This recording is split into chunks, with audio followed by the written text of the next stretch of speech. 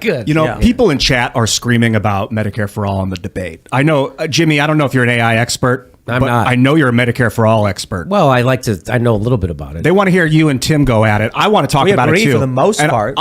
I'll start it off. I like the idea of people having emergency care no matter what. If their leg gets busted, I want to help them heal their leg. But when it's chronic dietary sickness, like they eat too much sugar and then they got to go to the hospital, get some pharma med, I don't want to pay for that.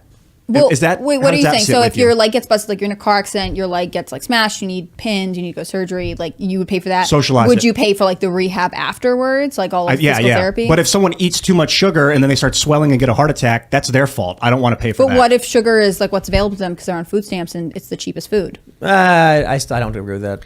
I'm just asking questions. I mean, There's challenges That's a good about point. whether or not you're not a healthy person. If you're choosing to use your food benefits on garbage, We're going to still treat guys who drink and drive. We're still going to treat guys who rock climb. We're going to still treat guys who do paragliding and they've crashed. We're still going to treat guys who drive race cars. We're still going to treat guys who smoke cigarettes. We're still going to treat guys who drink. Right. How is it if it's self-inflicted? So sugar is self-inflicted, but so is a guy who drives a motorcycle without a helmet. but the concern is that the same industry that makes the medicine is making the sugar. That is the concern.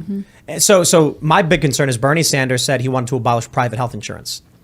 If you centralize everything under the government, then what's going to happen is you're going to show up and they're going to say, yes, you need a heart transplant. It's too bad you didn't get that vaccine. Get the fuck out. Because our government is bought by Big Pharma, and so Big Pharma dictates to the government what to do. So the solution can be many factors, can come in many ways.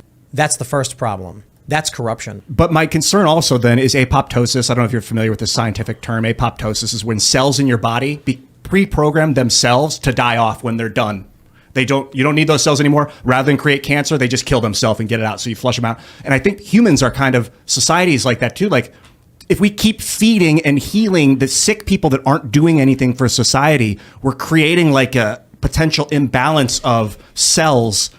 And it might just be the horrible necessity of letting people die.